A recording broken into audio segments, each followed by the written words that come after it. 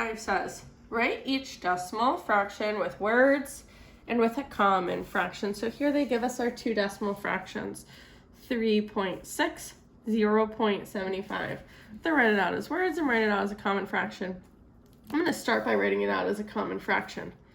3.6. I know that 3.6 as a common fraction is 3 and 6 tenths. 0.75. I know that 0.75 is 75 hundredths as a common fraction. Now, when we write these out as words, I always like to practice saying the common fraction first and then writing it out as words. 3 and 6 tenths. 3 and 6 tenths. Now I'm going to write it out. 3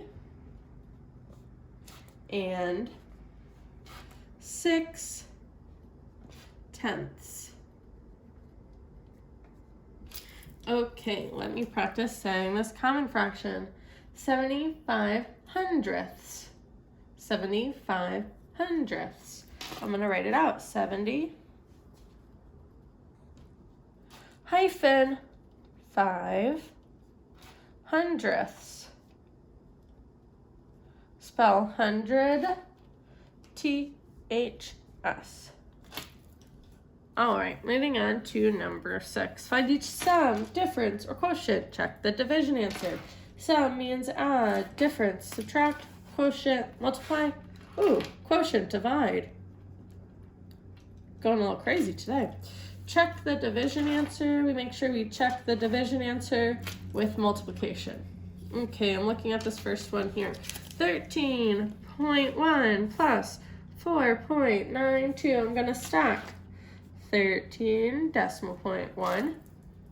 Now I have 4 decimal point 92. My decimal point has to be in the same place. They must be in a line.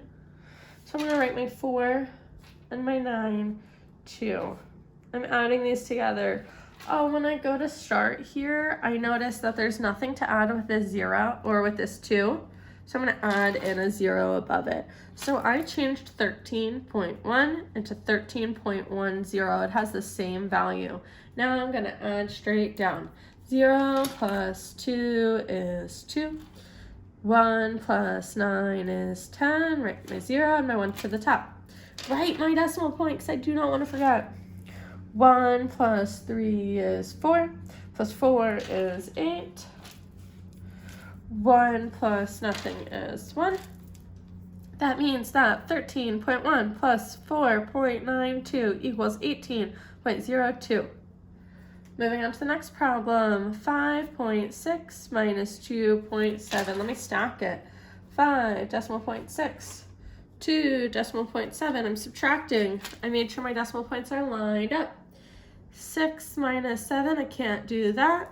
Change my 6 to a 16. I borrowed 1 from this 5, so it changes to a 4. 16 minus 7 equals 9. Decimal point, I do not want to forget.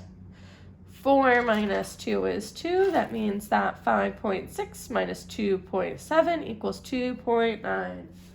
Next problem. 6 minus 4.5. 6.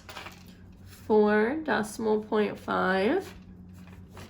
Oh, there's no decimal point after the 6. What should I do?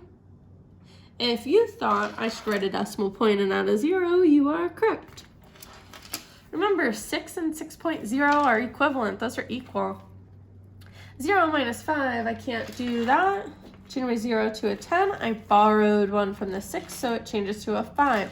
10 minus 5 equals 5. Decimal point. 5 minus 4 equals 1.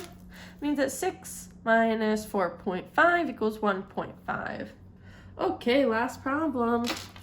607 divided by 6. I'm following my divide, multiply, subtract, bring down, or remainder pattern.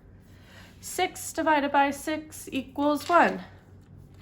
1 times 6 equals 6. 6 minus 6 equals 0. Now I have to bring down my 0. 0 divided by 6, 0. 0 times 6, 0. Subtract 0. Gotta bring down again.